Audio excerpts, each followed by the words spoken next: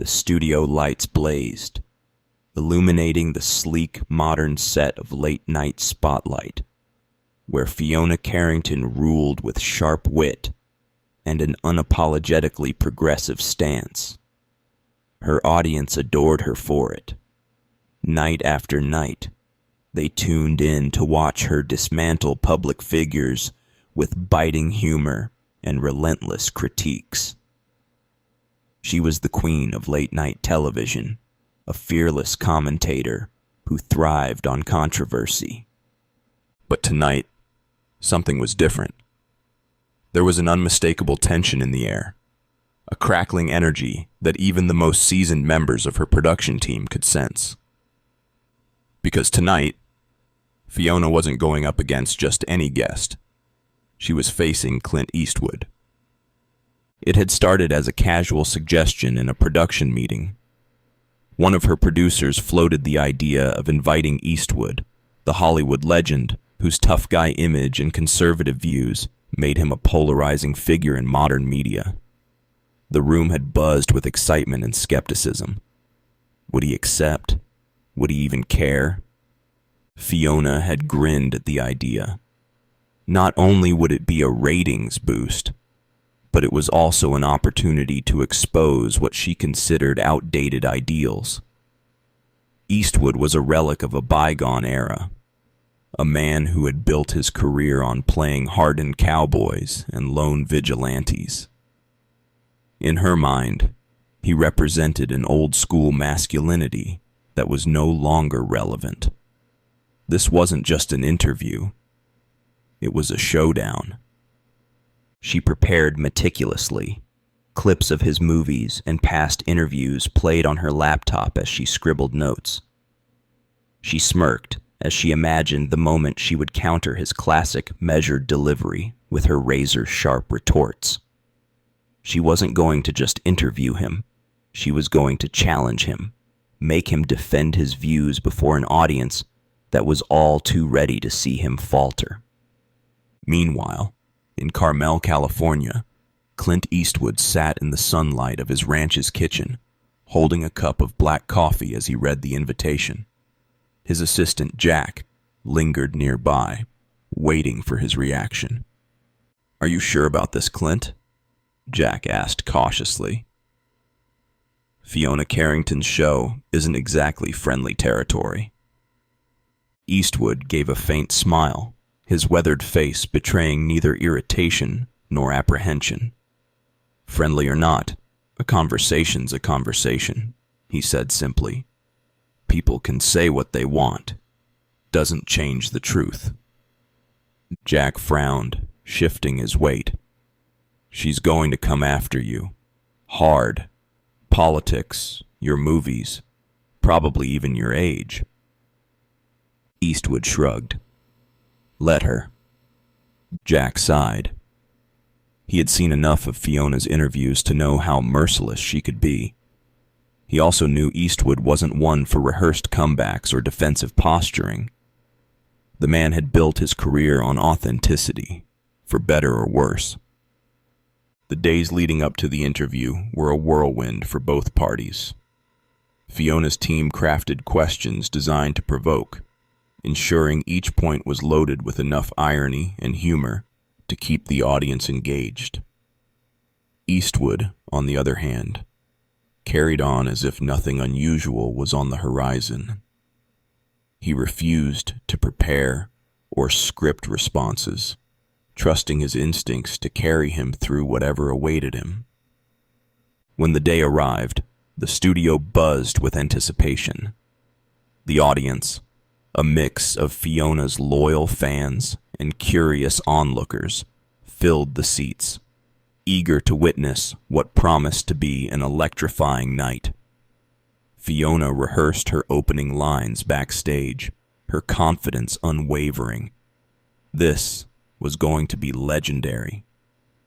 In the green room, Eastwood waited, sipping water and exchanging polite nods with crew members. Jack fidgeted beside him, glancing at the monitor displaying the live audience. "Look at that crowd," Jack muttered. "They're eating out of her hand already." Eastwood glanced at the screen, observing Fiona as she stepped onto the stage with her signature swagger. "That's her job," he said simply, leaning back in his chair. "Mine's to tell the truth." On stage, Fiona launched into her monologue, her delivery polished and brimming with energy. She opened with a few light-hearted jokes before pivoting to her guest of the night. "Ladies and gentlemen, we've got a legend in the house tonight," she began, her tone dripping with playful sarcasm.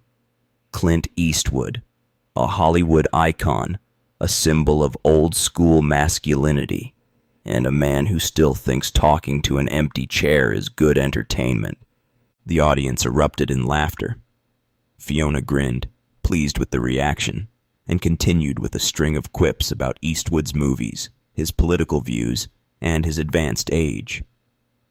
Backstage, Eastwood watched with mild amusement, his expression unreadable. Jack, however, shifted uncomfortably. "She's laying it on thick," Jack muttered. Eastwood nodded slightly. "She's doing her job. Let her have her fun." When Fiona finally introduced Eastwood, the applause was mixed. Some cheered, others booed. He walked onto the stage with the quiet confidence that had defined him for decades. He shook Fiona's hand firmly and tipped his hat slightly to the audience, earning a few laughs and scattered claps. "Mr. Eastwood, welcome to the show," Fiona said, her tone light, but edged with mockery.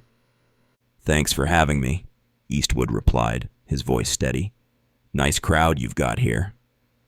The tension in the room was almost tangible as Fiona leaned forward, her eyes gleaming with anticipation. "Oh, they're great," she said smoothly. "They love a good debate. Ready to dive in?" Eastwood smiled faintly. "Always." And with that, the curtain on their verbal duel was officially raised. The studio brimming with the promise of fireworks. Both host and guest were poised, though for entirely different reasons. Fiona was ready to dominate, while Eastwood remained calm, knowing he had nothing to prove.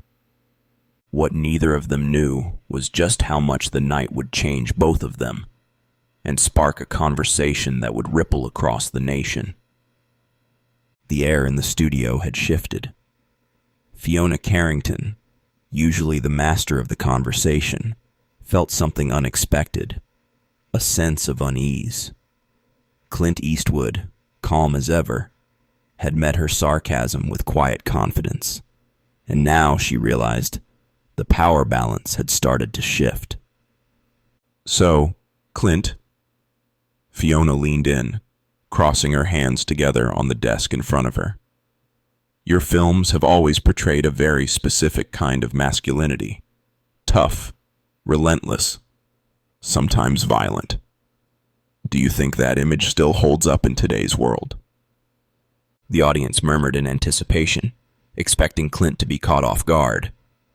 Instead, he smiled faintly, leaning back in his chair. "The world changes, Fiona," he said. "But people don't change as much as they think. Strength, resilience, knowing when to stand your ground, those things don't go out of style." Fiona smirked, sensing an opening. "But don't you think some of that old-school masculinity has led to some, let's say, problematic attitudes?" A few cheers rippled through the audience, but Clint remained unfazed. "People like to blame the past when they don't want to face the present," he said. "My movies weren't about promoting violence. They were about standing up for something. Sometimes that meant fighting for it." The audience, which had started out firmly on Fiona's side, was now split. She knew she had to regain control. "All right," she said, tapping her fingers against her desk. "But let's be real, Clint. Your political views haven't exactly been subtle. Some say you're out of touch. Others say you represent a generation that refuses to adapt. What do you say to that? Clint chuckled, a deep, knowing sound. You know, Fiona, I've been around a long time, long enough to know that if you try to please everyone, you lose yourself. I say what I believe, and if that makes me unpopular, so be it. I'd rather be honest than be liked. A hush settled over the room. The audience, previously eager to cheer for Fiona's jabs, now sat in contemplative silence. Fiona, for the first time in a long time, felt something rare: uncertainty. She glanced at her producer, who was frantically motioning for her to pivot, but something inside her told her not to. This wasn't the interview she had expected, but maybe, just maybe, it was becoming something more valuable. I have to admit, she said, her voice softer, I didn't think this conversation would go this way. Clint nodded. That's the problem with expectations. They keep you from seeing what's right in front of you. A beat of silence passed before Fiona spoke again. Then let's drop the expectations for a moment. Tell me, Clint, what do you really think about where the world is heading? Clint exhaled slowly, his expression thoughtful. I think the world's moving fast, sometimes too fast. People get so caught up in what's new that they forget to appreciate what's lasting. But progress isn't about throwing everything away. It's about learning from what came before. The audience was silent now, truly listening. Even Fiona felt herself leaning in. That's an interesting perspective, she admitted. Do you think there's hope for bridging the divide? Clint smiled faintly. Hope isn't something you wait for, Fiona. It's something you build. And that starts with conversations like this one. A ripple of applause started from the back of the audience and grew into a wave. Fiona looked around, momentarily stunned. She had invited Clint to be challenged, maybe even humiliated. Instead, he had done something far more impressive. He had made them think.